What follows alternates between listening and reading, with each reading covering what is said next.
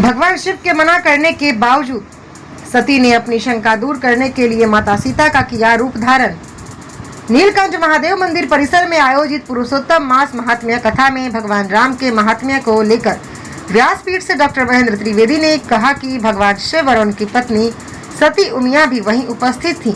यह देखकर सती के मन में यह संशय हुआ कि जो स्वयं भगवान है वे एक साधारण मनुष्य की तरह अपनी पत्नी के लिए क्यों विलाप कर रहे हैं।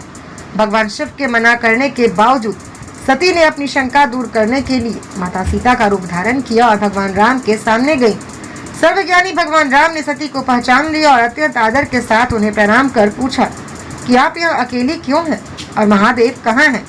यह देखकर सती का सारा भ्रम दूर हो गया और उन्हें अपनी गलती का एहसास हुआ। स्टार न्यूज़ के लिए राजस्थान के बांसवाड़ा से अरुण जोशी की ये रिपोर्ट। नाम आनंद है और नारद जी ने यह निर्णय किया था कि ज्ञान यज्ञम करिष्यामि शुक शास्त्र कथोज्वलम भक्ति ज्ञान विरागाणाम स्थापनार्थ प्रयत्नतः। भक्ति ज्ञान वैराग्यनी जन जन ની અંદર હું સ્થાપના કરીશ। આ નારદજીનો નિર્ણય હતો। नारदजी એટલે नारदजी ब्रह्मा जी के मानस पुत्र है, भक्ति मार्ग के आचार्य है। कीर्तन में सबसे बड़े कीर्तनकार कोई हो तो नारद जी है।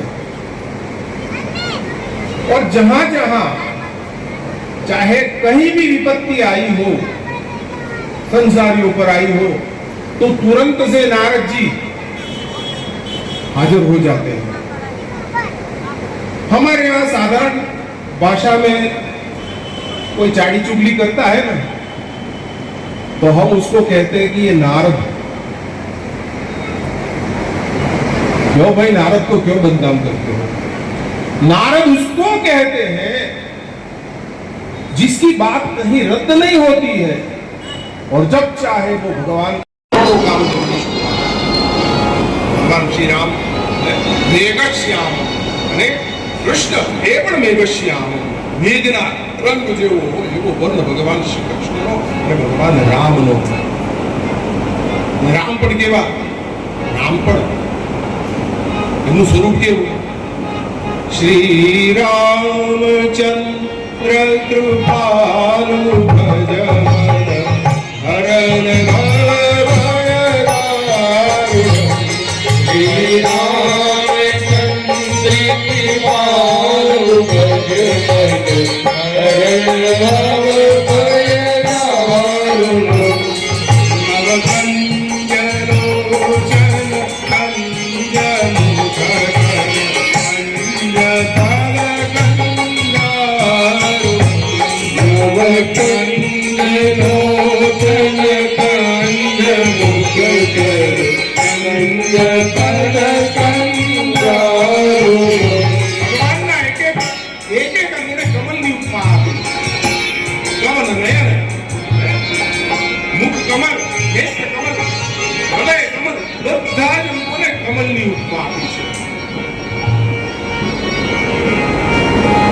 પછી કંદર્પ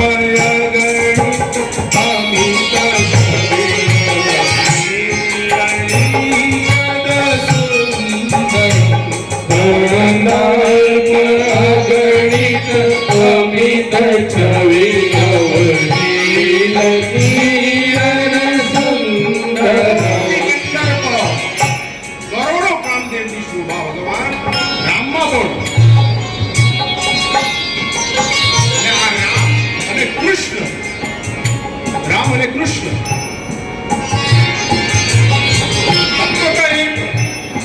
लेकिन एक लीला पुरुषोत्तम है और दूसरी मर्यादा पुरुषोत्तम है, वैष्णव पंथ है ये।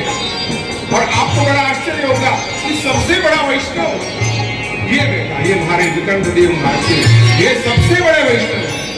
ये मैं नहीं कह रहा हूं, हमारा भागवत शास्त्र कहता वैष्णवानाम यथा शंभो देवानाम अच्युतो यथा। महावैष्णव एक होगा, साचा वैष्णव शंभु, साचा शैव तो कि भगवान विष्णु।